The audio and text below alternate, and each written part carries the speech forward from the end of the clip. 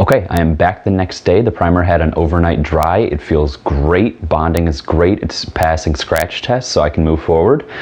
Quick note on the trouble you saw me having when I sprayed this back wall. My tip was clogging, and that is because I realized after I was using a tip that I thought was basically brand new, and I was actually using a tip that I'd beat on all last summer, spraying exterior trim. So that's why that happened. That was a little sloppy miscategorization systems error on my part. So it's not always perfect. Sometimes you got to deal with it. After I finished that wall, I moved the camera out, I switched tips, and the rest of the room went very quickly, under 10 minutes. So that worked well. A quick note, you're probably seeing from back there, you know, there's better coverage here and here than there is here, and that's just a product of how I sprayed it. This effectively got 2 coats, the top and the bottom, because I went at an angle and then up and down, and that's fine. That doesn't matter at this stage as long as there's good coverage and good adhesion. That'll be all covered up when I add more coats. And another quick note on the primer, a little knot update. Some of them are coming through, as was, you know, within the realm of possibility. And again, that's okay with the client, so I'm not going to stress it. But I think some, like we expected, some of the knots are totally covered with old varnish film and encapsulated, so they're not bleeding through. Some knots are on knotty pine like this are just a little more porous and textured, and the varnish perhaps didn't cover them completely. So the water in the water-based primer is causing them to react and bleed through. So it's going to be a mixed bag, I think, as we go forward. Some will continue to show, some won't. But I still don't know exactly where it's going to land because I am putting on 2 really nice top coats. I'm using Sherwin-Williams Emerald, the urethane trim enamel in satin. The clients love this product. They love the feel of it. So while we were doing all this, while they were moving out for a couple days, you know, closing up the room, spraying this and that, we decided to go with that product because it just feels amazing. It looks beautiful. There's a great glow. So that's what I'm gonna do 2 coats of after this. And yeah, I'm gonna set the sprayer up, come back when I'm all masked up again myself, and show you top coat, the first top coat on this back wall with hopefully less spray clogs, so you can see it go way quicker. So stay tuned. All right, so everything is set up, sprayer's calibrated, dialed in. I'm still going to use a 310 tip just because for everything in this kitchen except for that one wall, you really do want a smaller fan size, and the 10 orifice is beneficial. So that's what I'm doing, and I'm going to suit up and go for it.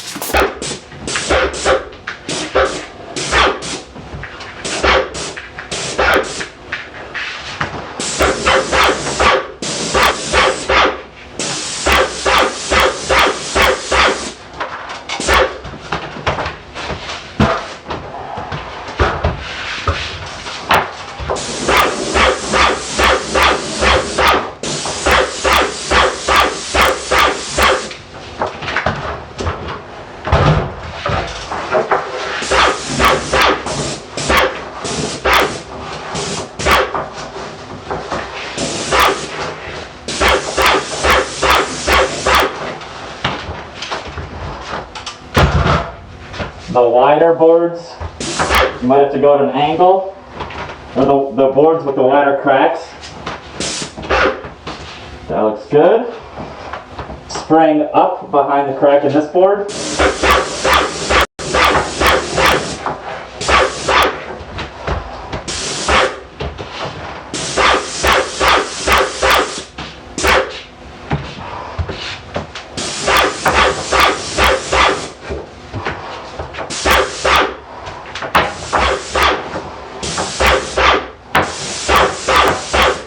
Going in sections.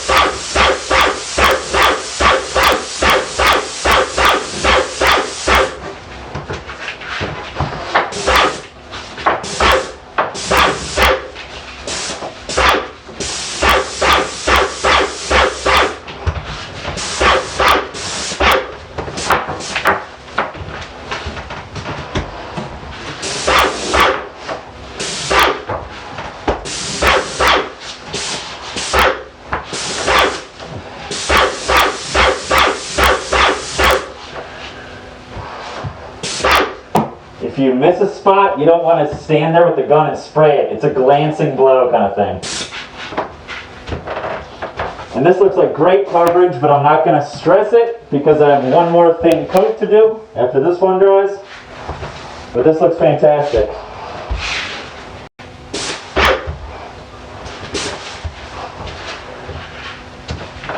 And no clogs, see?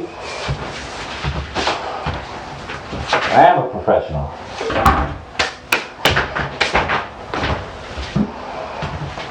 Alright, I'm going to get the camera out of here, finish the room, and check back in after.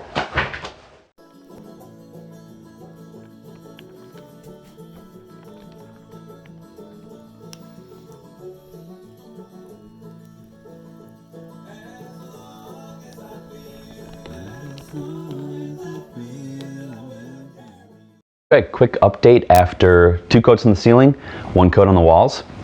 Everything went really well. Most of the knots are now covered up. There's a few bleeding through, but overwhelmingly you can just see the texture. You can just see that there is a knot there, but not the light brown bleed through, which, you know, that's totally acceptable. So in other news, I did get a few drips on one door casing over there, and I actually made a separate video about how I fixed those. So check that out if you'd like. It's a really quick, simple process. It's not the end of the world if you get a few spray drips. I only got them on that door jamb because I changed my spray method a little because of the masking, and I overlapped in a few spots too much, and sometimes that happens. So I did get a little slow down in the process there. I had to stay late, sand them out, respray it quickly, but it means I can really hit the ground running this morning, do the final coat, break everything down, and then get this place looking client ready by the afternoon. So that is that. I'm gonna do one more coat, and then I'll check back in when everything is cleaned up and put back together. All right? Can anybody explain to me why I bought an X large suit, but I still get a wedgie when I reach up? Huh?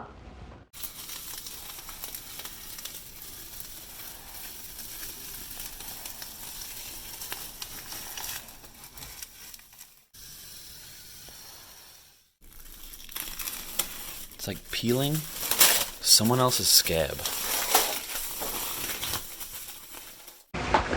Okay, quick 360 view of the final product. Everything is moved back in. All the books, everything, it's popping. I did the ceiling in the same color, same sheen. The trim, same color, but in semi-gloss. So you can see that's popping out.